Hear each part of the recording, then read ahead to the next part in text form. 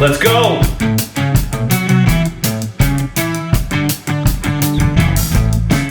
How's everybody doing today? I'm Bob Masters from Dave's Running Shop. I'm the training director here, and what we decided to do is we want to provide a little bit of a informational podcast that deals with running, interviews with different people in the running world, interviews with running people in the community. But what we want to do is provide content and a lot of good information for all of you out there in the running, walking community that keep those legs moving every day. And so we're going to start this initial one off. We're going to talk about some basic things, but I'm going to welcome you to my little podcast here. There's no Twitter handle yet. There's no YouTube channel yet, but we'll be working on that hopefully in the future episodes if this is popular for all of you guys out there. We'll keep this going as long as we can. So today we're going to look at a few things. One main thing we want to talk about is aerobic conditioning. But first, just a little bit about me so you don't have some guy sitting in his basement, sitting here trying to coach you about running and tell you what you're doing. I'm from Toledo, Ohio, grew up in the city, went to school here, went to the university here, ran Division I college, went on to qualify in the Olympic trials afterwards, running for Dave's Running Shop. In 2000, I am certified through USATF. List goes on and on, coached high school for 20-something years, multiple state champions. So I do have a little bit of background knowledge, so much so that I feel I need to get everything up here, out to you out there to help you get along your way and keep yourself healthy and motivated and going throughout the years. Okay, so with that in mind, I have a family of 4. I have a wife. They all run and move their feet too. So hopefully we can inspire you, your family, to get out the door also. But with that, I have my notes here, so I am not that good and can't wing it constantly, but I will refer to notes here and there.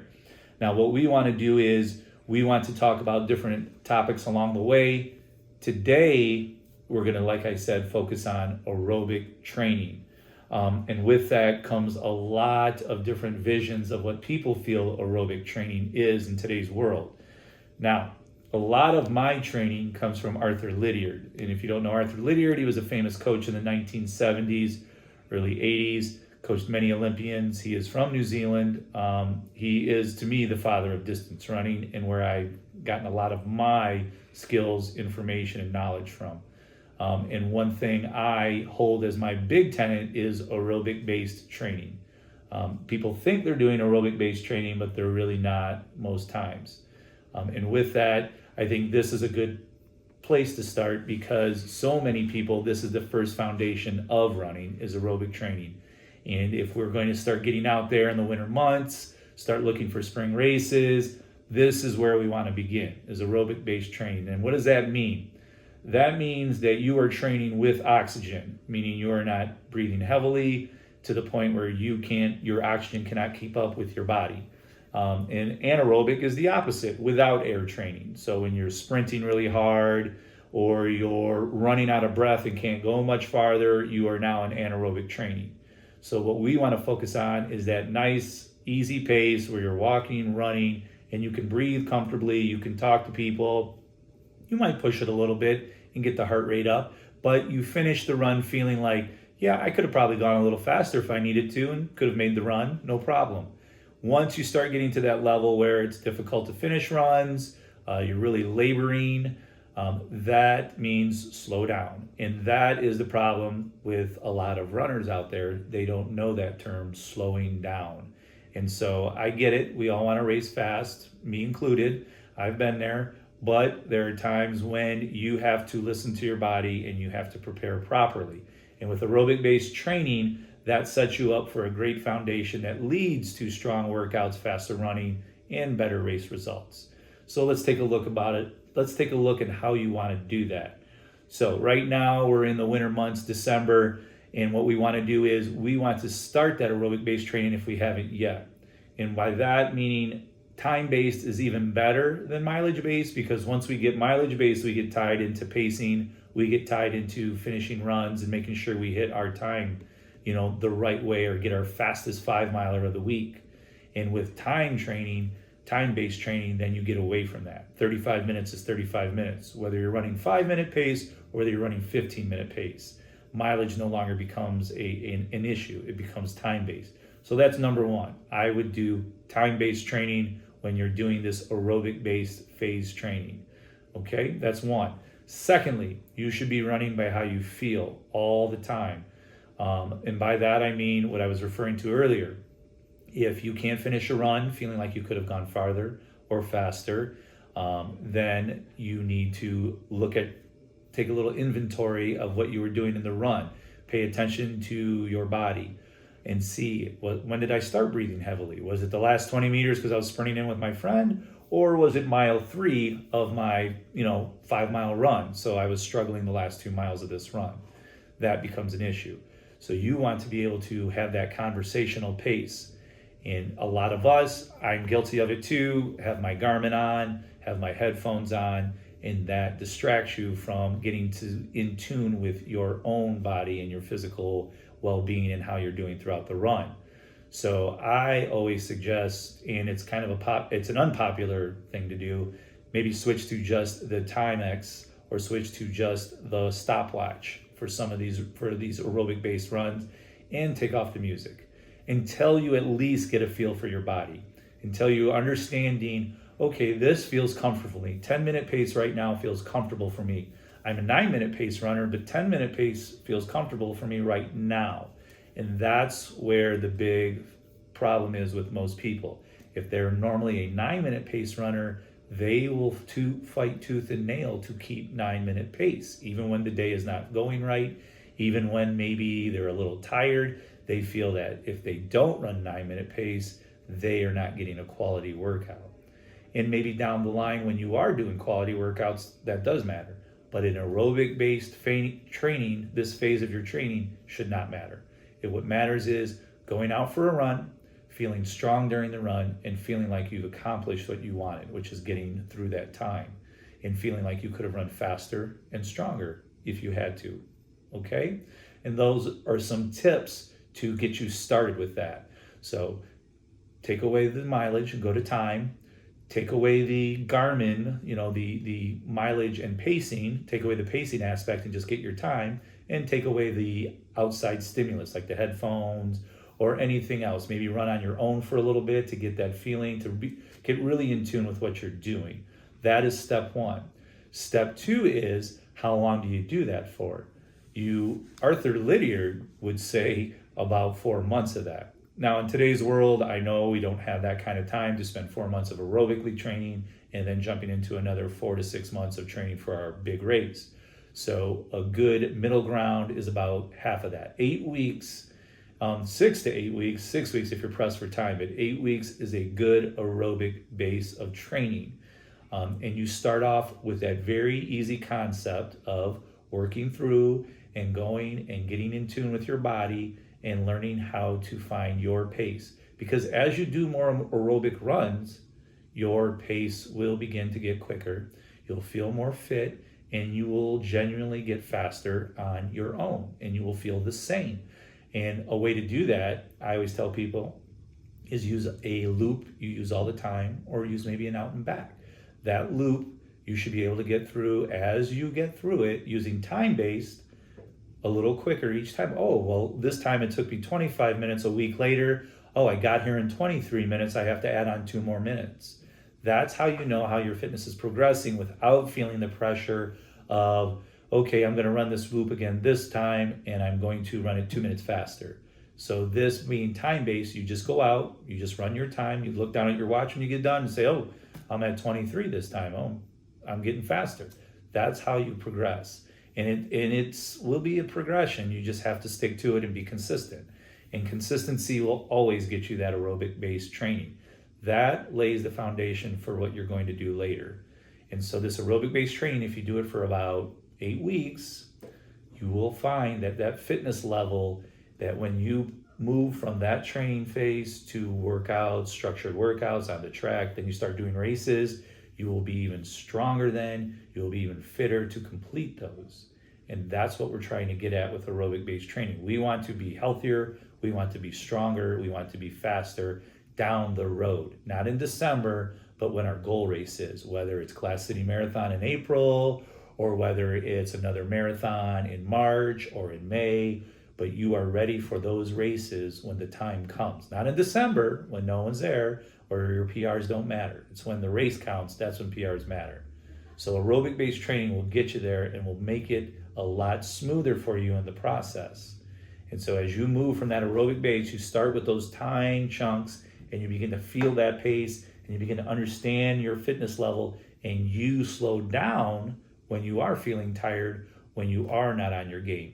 Someday you might have a head cold. Should you go out and force a pace? No. If you want to get a run in, sometimes a head cold, those runs help sometimes. You go out for your normal little run and you go a little slower this time because you are under the weather. That's how aerobic based training works. You run how you feel. The more you can get in tune with that and in tune with your body, the better off you will be in the long run. The better off you'll be at understanding pace and being able to hit paces when you need to. So what do you do after that initial phase where you're running for time, you're running 3 days a week, maybe 4, and you're feeling fit, you're beginning to see that fitness come around in like 2-4 weeks, and you're saying, man, I'm feeling pretty good. Well, this is when you can maybe in this run, I will do some 1-minute surges during this 5-mile run. I'll throw in 5 1-minute surges when I'm feeling good. Not worried about rest too much, but just gonna throw in 5 1-minute surges during this run and get a little fitness. Not gonna go into anaerobic, not gonna push myself to where I'm huffing and puffing and have to stop and walk. I'm just gonna push so I get a little quicker and can get that breathing, that heart rate up a little more, but still can return to my normal pace and feel comfortable with it. Not making this a hard, structured workout, just getting out and kicking out a little bit, getting that heart rate up just a tad. And that's what you can do with that. And for anyone who's been around me, has been in any of my programs or Dave's programs, you can see that's how our training works. For all of you that have been in our programs, you'll see those emails that, 35-minute, 45-minute runs until we get to the program. Then the first several weeks of the program, I still have runs in there with maybe a fartlek, and then I start adding in tempo and things like that.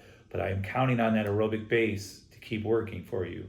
So that's what you want to look for. You want to slowly build, and then when you get into those last few weeks, then you can switch over to miles.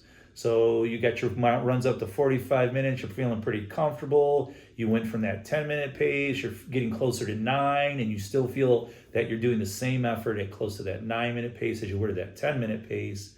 You're like, wow, my heart rate was 152 at the end of my 10-minute pace for 35 minutes. Now it's down to 147 for that 10-minute pace in 35 minutes. Then you can go a little quicker. Now I can run 9:30 pace and still have that heart rate at 152. And as you progress, that aerobic base will condition that heart, will condition that whole cardio system to run more efficiently, to run stronger for you, and to give you that overall strength that you will need, that cardio strength that you'll need to begin to start putting in hard work with tempo runs, with track workouts. And as that long run gets longer, if you're doing it in the marathons, then you have that long run base to kind of stretch out for you. And that aerobic training, it will do wonders for you as you go through it. And I think another key component is it makes you a more efficient runner, way more efficient. If you're out there just getting in some activity, that form begins to smooth out too. Those easier runs, you can find that nice, easy cadence for you. You can work on your stride, everything during these easy runs. That is why we suggest, take the headphones off, get in tune with your body, run for time for a little bit, because there are so many things that you can work on during aerobic phase training. The mistakes I see going on is people tend to ignore aerobic based training because it's not flashy, it's not fun. Nobody likes going out day in and day out and just running miles or just running time. They want to get out, run fast, get on the track, do intervals, go out, get really long runs in, things like that.